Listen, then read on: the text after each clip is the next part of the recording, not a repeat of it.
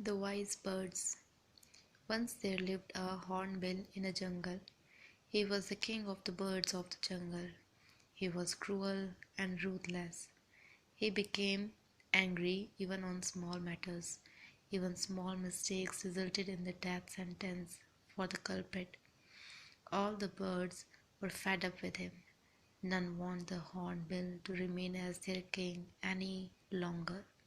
But no one had the courage to tell this to the king.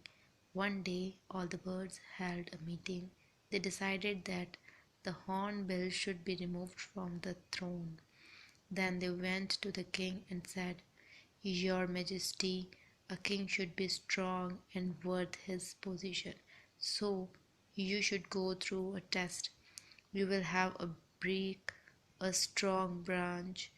If you fail, the one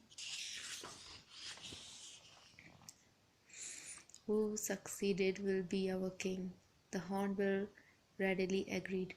Directly to a strong branch, the bird said, "Break this branch."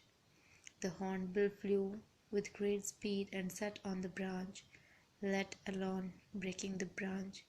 He could not even shake it.